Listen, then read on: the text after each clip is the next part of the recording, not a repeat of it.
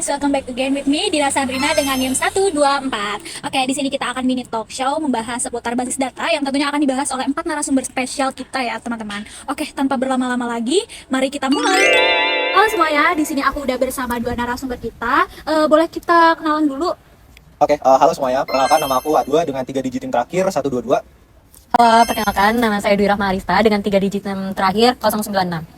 Oke, di sini sekarang kita akan membahas tentang aplikasi basis data dan juga tujuannya dari basis data itu apa sih sebenarnya. Oke, sebelum itu kalian harus tahu kalau misalkan basis data itu pada tahun 1960-an itu pertama kali muncul itu untuk mengelola data komersial. Nah, seiring berjalannya waktu, aplikasi basis data berkembang menjadi lebih canggih, mendukung perusahaan besar di seluruh dunia. Nah, buat lebih tahu lebih lanjutnya lagi bagaimana sih aplikasi basis data dalam kehidupan nyata kita, boleh kita tanyakan narasumber pertama.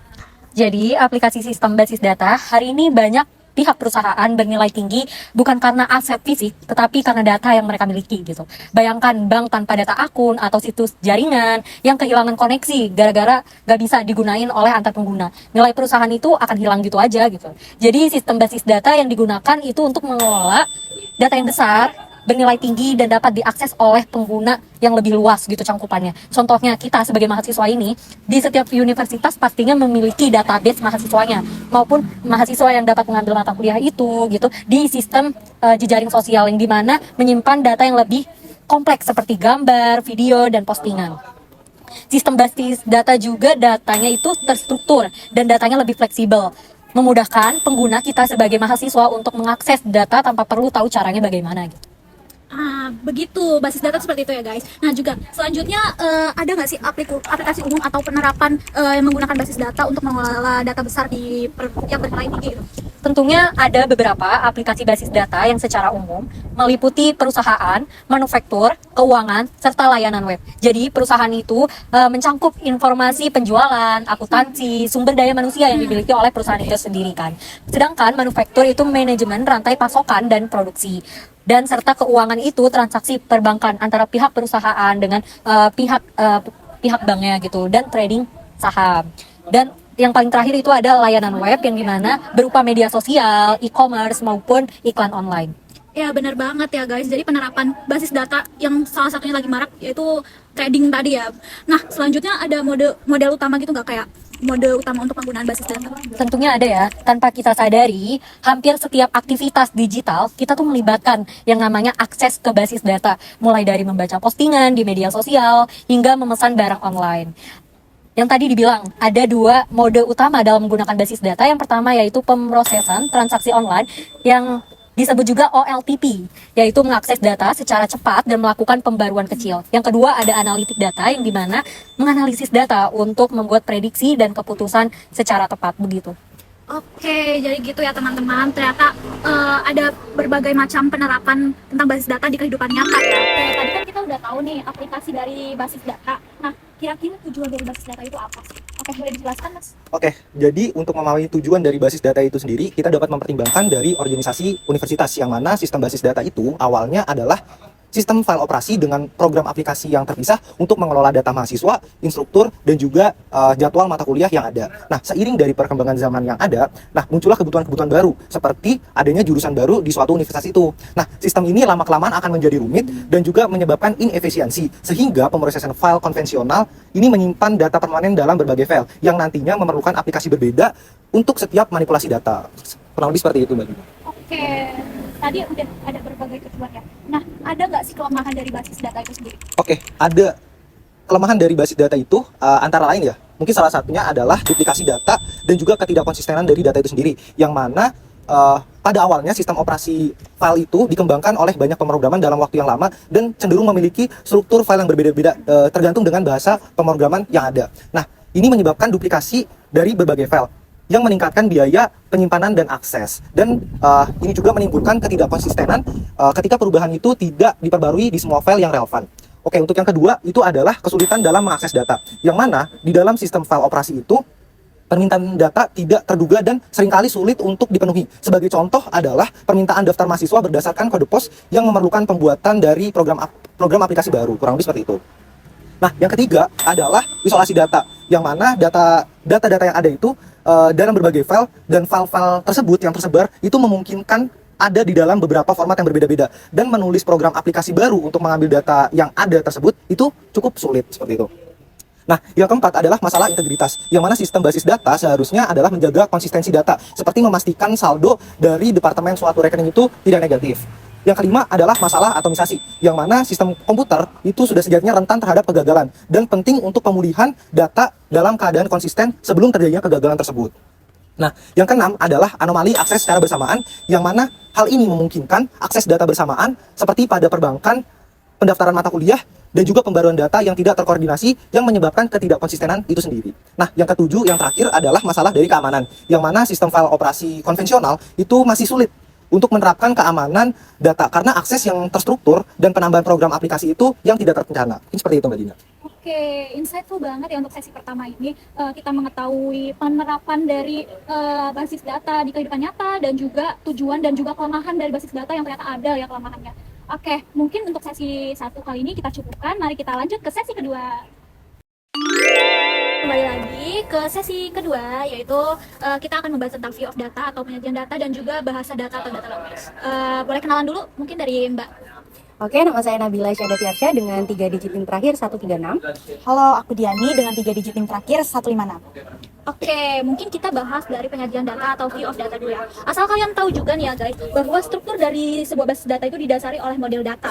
Nah, model data ini berperan sebagai alat konseptual yang mendefinisikan bagaimana data diatur, bagaimana data saling berhubungan, dan juga makna dari data tersebut serta aturan-aturan yang berhubungan untuk menjaga konsistensi data. Mungkin boleh dijelaskan ya model data itu seperti apa? Oke, untuk model data sendiri itu terdiri dari 4 model ya. Yang pertama itu ada model relasional.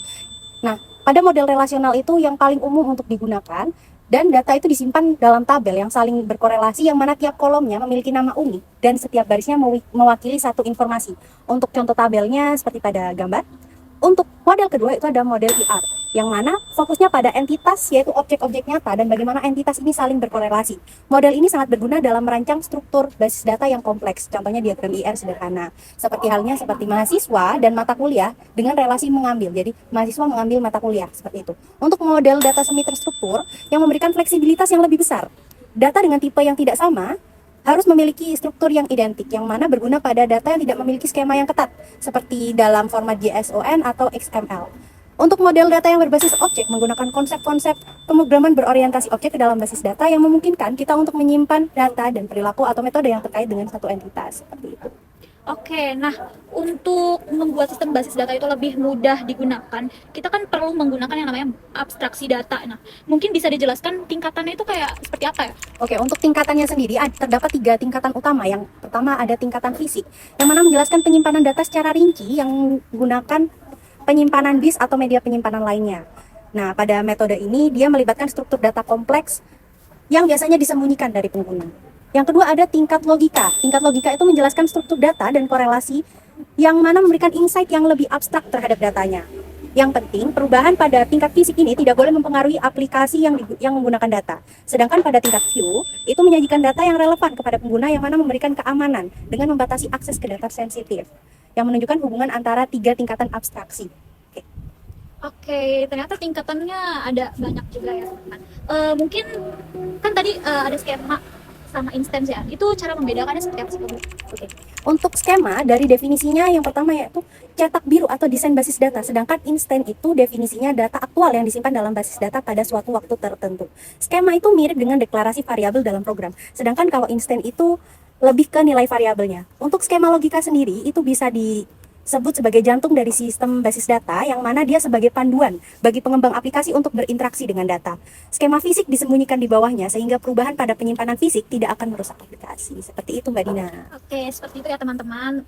Mulai dari view of data itu ada penyajiannya, ada tingkat penyajiannya juga, dan juga ada skema dan instansinya. Nah, mungkin kita lanjut ya ke data language atau bahasa data. Nah, karena yang saya tahu nih bahasa data itu cuma SQL. Nah, mungkin ada beberapa data lagi gitu. Oke, sebenarnya tuh bahasa data tuh gak cuma SQL. Di sini bahasa data tuh ada 3. Yang pertama tuh Data Definition Language atau DDL. Nah, spesifiknya DDL ini untuk mendefinisikan skema database. Nah, komplimer dari DDL sendiri menghasilkan kumpulan template tabel yang disimpan dalam data dictionary. Nah, data dictionary itu sendiri berisi metadata seperti kayak skema database, kendala integritas seperti primary key atau ID unik untuk mengidentifikasi instruktur, dan otorisasi kayak siapa sih yang boleh mengakses bagian apa. Nah, yang kedua itu ada data manipulation language atau DML. DML ini dikenal kayak query language atau bahasa untuk mengakses dan memperbarui data yang diatur oleh model data. Nah, DML ini sendiri terbagi menjadi dua jenis. Yang pertama ada procedural DML dan yang kedua ada declarative DML.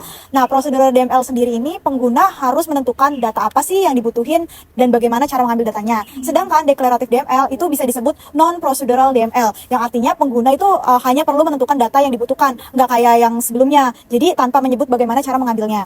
Nah, yang tadi Mbak Dina udah bilang ada SQL kan. Nah, SQL itu sendiri sebenarnya bukan bahasa yang setara dengan mesin Turing.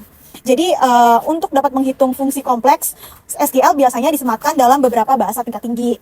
Nah, program aplikasi umumnya kayak mengakses database melalui salah satu cara kayak ekstensi bahasa untuk memungkinkan SQL tertanam dan antarmuka program aplikasi yang memungkinkan query SQL ini dikirim dari database gitu. Oke, ternyata basis data itu bahasanya bukan cuma SQL ya teman-teman, tapi ada DDL dan juga DML. Oke, mungkin talk show untuk sesi kedua kita cukupkan ya teman-teman, karena materinya sudah kita bahas semua. Mungkin bisa kita lanjut ke kesimpulannya.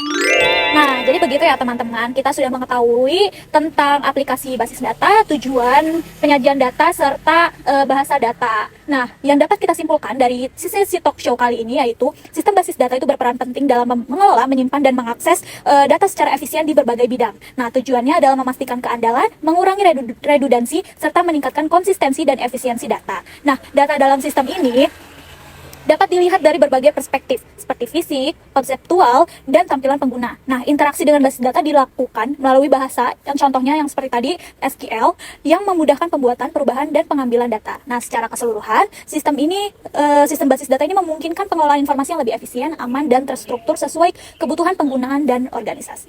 Mungkin kita cukupkan sesi talk show kali ini. Talk show kali ini cuma berisi tentang insight yang berguna untuk kalian semua.